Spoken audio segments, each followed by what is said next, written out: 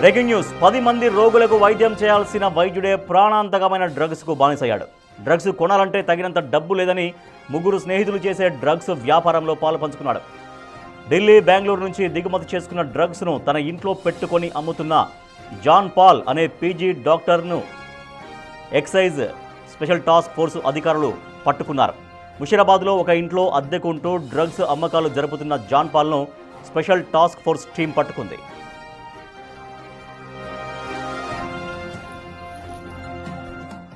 హైదరాబాద్కు చెందిన ప్రమోద్, సందీప్, శరత్ అనే ముగ్గురు స్నేహితులు బెంగళూరు నుంచి ఢిల్లీ నుంచి డ్రగ్స్ తెప్పిస్తారు.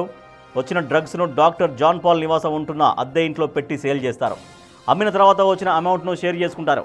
డాక్టర్ జాన్ పాల్ ఇంట్లో సోదాలు చేశారు ఎక్సైజ్ అధికారులు. 26.95 గ్రాముల ఓజీ కుష్, 6.21 గ్రాముల ఎండిఎంఏ, 15 ఎల్ఎస్డి బ్లాస్ట్స్, 1.32 గ్రాముల కోకైన్, 0.8 గ్రాముల హ్యాష్ ఆయిల్ను స్వాధీనం చేసుకున్నారు. పట్టుబడిన డ్రగ్స్ విలువ సుమారు 3 లక్షలు ఉంటుంది అంటున్నారు అధికారులు. ఎక్కడ ప్రాపర్ ఆంధ్ర తెనాలి. ఇక్కడ ఇది ఏరియా ఏమంటారు? ఏం చేస్తుంటారు? గాంధీలో పీజీ. ఏంది స్పెషలైజేషన్? Forensic medicine. మీ దగ్గర కొద్దిగా గంజాయి డ్రగ్స్ ఉన్నాయని మాకు ఇన్ఫర్మేషన్ ఉంది. మేము సెర్చ్ చేసే కంటే ముందు మీరే ఓపెన్గా చూపించండి. ఉన్నాయా? చూపి. రైట్. జాన్ పాల్ అనే డాక్టర్ డ్రగ్స్ తయారు చేసినట్టుగా, డ్రగ్స్ అమ్ముతున్నట్టుగా ఎక్సైజ్ అధికారులు గుర్తించారు. ఆయన్ని పోలీసులు అదుపులోకి తీసుకున్నారు. మరింత సమాచారాన్ని మా ప్రతినిధి సురేష్ అందిస్తారు. సురేష్, జాన్ పాల్ అనే డాక్టర్ డ్రగ్స్ తయారు చేస్తున్నట్లు, డ్రగ్స్ అమ్ముతున్నట్లు అసలు ఎట్లా ఇన్ఫర్మేషన్ వచ్చింది పోలీసులకి?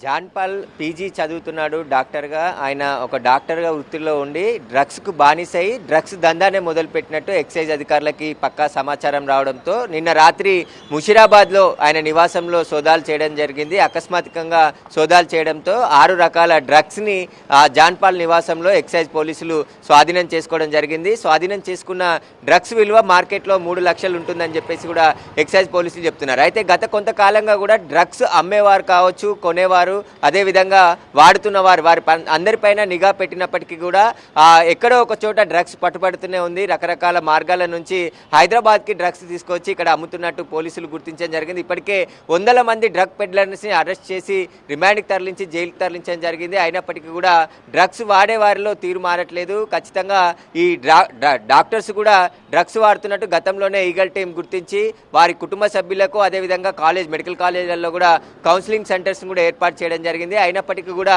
తీరు మారటం లేదు. అయితే పీజీ చదువుతున్నటువంటి జాన్ పాల్ అనే డాక్టరు తన స్నేహితులైనటువంటి ముగ్గురి ద్వారా ఈ డ్రగ్స్ దందా చేస్తున్నట్టు ఎక్సైజ్ పోలీసులకు సమాచారం రావడం జరిగింది. ఢిల్లీ, బెంగళూరు నుంచి ఆ డ్రగ్స్ని హైదరాబాద్ తీసుకువచ్చి ఎవరికైతే డ్రగ్స్ అవసరం ఉందో వారికి అధిక రేట్లకు అమ్ముతున్నట్టు ఎక్సైజ్ అధికారులు గుర్తించడం జరిగింది. అమ్మడమే కాదు, తాను కూడా వినియోగిస్తూ ఆ మత్తులోకి వెళ్ళి ఆ తర్వాత వైద్యం చేస్తే పరిస్థితి ఏంటి అని చెప్పేసి కూడా ఆందోళనకరమైనటువంటి పరిస్థితి కనబడుతుంది. ఎందుకంటే పీజీ చదువుతున్న సమయంలోనే ప్రాక్టీస్ కూడా చేస్తూ ఉంటారు మెడికల్ కాలేజీలలో.